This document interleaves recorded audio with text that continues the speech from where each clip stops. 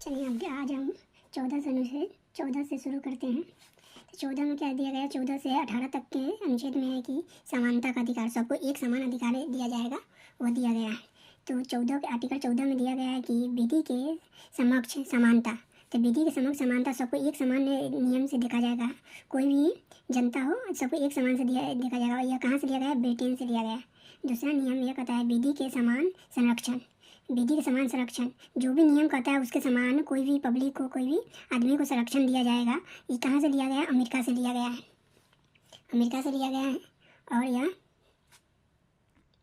चलिए 15वां भी क्वेश्चन है कि 15वां क्या कहता है कि जाति, धर्म, लिंग या वंश एवं स्थान के आधार पर भेदभाव नहीं किया जाए। जैसे कि भेदभाव नहीं होता है कि तुम छोटे जाति का है, हम बड़े जाति का है, चाहे हम अमीर है चाहे गरीब है, चाहे तुम क्या है किन्नर हो, ये वगैरह वगैरह, इस आधार पर कोई भेदभाव नहीं किया जा सकता। वो 15वां आर्टिकल हमको बताता है। आर्टिकल 16 यह कहता है कि सरकारी नौकरी में जो भी अवसर मिलता है उसको सबके लिए एक समान रहना चाहिए। जो भी नौकरी के लिए जैसे कि वैकेंसी निकलता है, सबके लिए एक समान रहना चाहिए, उसमें कोई भेदभाव नहीं करना चाहिए। आर्टिकल 17 हमको कहता है छुआछूत के। जो भी छुआछूत के, जैसे कि बोलता है कि डूम है, चमार है वगैरह, इसके कने पानी नहीं पियेंगे, वह आर्टिकल 17 में दिया गया है कि कोई छुआछूत के का अंत भेदभाव नहीं किया जा सकता है। 18 हमें बताता है कि उपाधियों का अंत विदेश से मेडल लेने पर तो 18 में हमें यह समझाया गया है कि जैसे कि बिना परमिशन ले, राष्ट्रपति का बिना परमिशन ले हम विदेश जाते हैं, चाहे विदेश के ओलंपिक इंटरनेशनल खेल कोई खेलते हैं, तो हमको कोई चीज़ मिलता है तो वह सरकार नहीं लेगा, चाहे वह उपाधि से भारत के लिए माना नहीं जाएगा। इसके लिए सरकार को राष्ट्रपति से परमिशन लेना पड़ेगा। नोट, यह करीब दो ही चीज़ के में नहीं माना जाएगा इस आर्टिकल 18 को, सेना में और शिक्षा में। अगर कोई विदेशी पुरस्कार दिया जा रहा है किसी को, भारतीयों को, तो उसको माना जाएगा हाँ ये पुरस्कार सही है, चाहे सेना में, लेकिन और कुछ में नहीं माना जाएगा। आर्टिकल 19 से 22 हमको क्या बताता है कि स्वतंत्रता का अधिकार। 19 से 22 हमको यह बताता है कि हम स्वतंत्र रहें, कोई भी पब्लिक चाहे कोई भी इंसान, वो सबको स्वतंत्र रहना है, चाहे जानवर हो। किसी व्यक्ति की स्वतंत्रता, आर्टिकल 19 हमको कहता है किसी भी व्यक्ति की स्वतंत्रता जरूरी है। और आर्टिकल 19 के एक दूसरा कहता है सभा करने की स्वतंत्रता, हम कहूँ भी सभा कर सकते हैं, हमको वह स्वतंत्रता दिया जाता है। आर्टिकल 3 कहता है कि 19 के 3 संगठन बनाने की स्वतंत्रता, जैसे कि हम कोई भी प्रदर्शन करते हैं, संगठन बनाते हैं उसके खिलाफ कि ये सरकार हमारे लिए गलत किया, चाहे या कॉलेज में, स्कूल में, चाहे कोर्ट में हमको गलत हुआ है, तो संगठन बना के विरोध करते, प्रदर्शन करते, वो बनाने का हमको स्वतंत्रता प्रदान करता है आर्टिकल 19। और आर्टिकल 19 हमको चारों ओर घूमने का स्वतंत्रता प्रदान करता है कि हम कहूँ भी भारत में घूम सकते, कोई रोक टोक नहीं है, यह प्रदान करता है। आर्टिकल 19 में 5वां है कि भारत में किसी राज्य में बसने की स्वतंत्रता। हम लोग अभी कश्मीर के 370 हटा है, इससे पहले हम कश्मीर में नहीं बस सकते थे, ज़मीन नहीं खरीद सकते थे। अब यह हो गया कि 370 हटने के बाद यह आर्टिकल वहाँ पे लागू होता है कि हम लोग भारत में कहूँ भी ज़मीन खरीद के बस सकते हैं, घर बना सकते हैं, सब कर सकते हैं। आर्टिकल 6 है 19 के 6 में फिर से संपत्ति का अधिकार है। किसका है? संपत्ति का अधिकार। 9 में भी था संपत्ति का अधिकार, इधर 9 का भी था, 9 का इधर ही था, मौलिक अधिकार 9 का भाग 9 का 9 का नागरिक का संपत्ति का अधिकारी। विदेशी नागरिकता होने पर भारत की नागरिकता खत्म, इधर ही था, शायद कंफ्यूजन है। तो 19 के 6 में आ गया क्या? संपत्ति का अधिकार कानूनी तौर पर कर दिया गया है। इसको कहाँ कर दिया है? आर्टिकल 31 से हटाकर इसको 300 के क में कर दिया। कितने से संशोधन हुआ? 44 में संविधान संशोधन द्वारा 1955 के तहत। अब 7वां है कि व्यापार करने की स्वतंत्रता। हम कहूँ भी भारत में कोई भी जगह व्यापार हम कर सकते हैं, इसके लिए कोई रोक टोक नहीं होगा। भारत में हम बिहार में, चाहे यूपी में, चाहे बंगाल में, चाहे हरियाणा में, चाहे दिल्ली में, कहूँ भी हम व्यापार कर सकते हैं।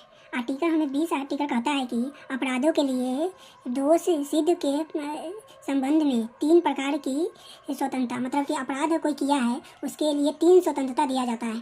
3 कि वह स्वतंत्रता अपराध करने वालों के लिए होता है कि पहला स्वतंत्रता यह है कि एक गलती के लिए एक ही सज़ा, जैसे कि कोई भी किसी को मारा तो उसके लिए कोई मर्डर का सज़ा नहीं लगाएगा, मारने ही का, पीटने ही का सज़ा लगाया जाएगा, यहाँ मर्डर का सज़ा नहीं लगाया जाएगा। दूसरा है सज़ा उस समय के कानून के आधार पर देने, जैसे कि वह गलती किया है 2024 में, 24 में गलती किया है, 2028 के नियम के अनुसार उसको सज़ा दिया जाता है, यह गलत है। चाहे 24 में गलती किया 2010 की तरह उसको सज़ा दिया जाए तो वह गलत है। और तीसरा क्या कहता है, दोषी को स्वयं के खिलाफ गवाही देने का। अगर दोषी कोई अपने खिलाफ गवाही देना चाहता है कि हाँ हम गलती किए हैं, हम मंजूरी करते हैं, मानते हैं हम गलती किए हैं, उसका स्वतंत्रता देता है आर्टिकल 20। आगे देखते हैं।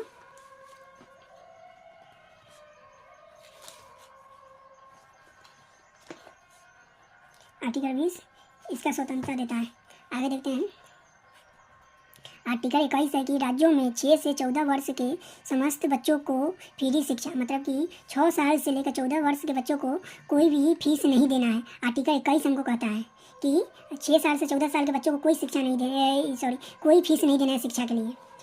इसमें संविधान संशोधन 2002 के द्वारा जोड़ा गया है। ये 21 आर्टिकल के क में दिया गया है। इसमें किस इसमें संविधान संशोधन द्वारा 2002 ही में इसको जोड़ा गया है। अब 2002 के अधिनियम द्वारा मान्यता प्राप्त है, इसको 2002 का अधिनियम द्वारा मान्यता प्राप्त है। ये लागू कब हुआ? 1 अप्रैल 2010 को इसको लागू कर दिया गया। यह संशोधित हुआ 2002 के में, लागू हुआ 2010 में, 1 अप्रैल 2010 में। 22 आर्टिकल 22 हमको कहता है कि 3 प्रकार की स्वतंत्रता प्राप्त है गिरफ्तारी के लिए, मतलब ये गिरफ्तारी के लिए हमको 3 छूट देता है, 3 स्वतंत्रता फ्रीडम हमको मिलता है। तो पहला फ्रीडम क्या है कि पहला फ्रीडम हमको देता है किसी को हिरासत में लेने से पहले कारण बताना होगा। जैसे कि कोई भी पुलिस आपको गिरफ्तार करने आएगा, चाहे किसी को गिरफ्तार करने आएगा, तो वो बताना उसको पड़ेगा कि आपको किस कारण से गिरफ्तार कर रहा है, कौन सा गलती है किसी आपको गिरफ्तार हुआ कर रहा है। दूसरा है कि 24 घंटे के अंदर में कोर्ट में पेशी करना होगा। उसको 24 घंटे के अंदर में आपको कोर्ट में, चाहे कोई भी हो, उसको कोर्ट में पेश करना होगा, नहीं तो जो पुलिस वाले पकड़ के जाएगा, जिस थाने पर रखे जाएंगे, उस पर कार्रवाई किया जाएगा। तीसरा नियम यह कहता है कि गिरफ्तार व्यक्ति को अपने मनपसंद वकील करने की छूट है। जैसे कि जो भी गिरफ्तार व्यक्ति है, जो भी मुजरिम तो नहीं है, जब तक सीधे नहीं होगा मुजरिम नहीं, जो भी गिरफ्तार व्यक्ति है वो अपना मनपसंद वकील चुन सकता है। कोई पुलिस वाला दवा नहीं देगा, चाहे कोई भी दवा नहीं देगा, चाहे आप ये वकील रखिए चाहे वो वकील रखिए। ये नोट्स में कह रहा है कि निवारक विरोध अधिनियम किसी व्यक्ति को अपराध करने के बाद ही गिरफ्तार करना है।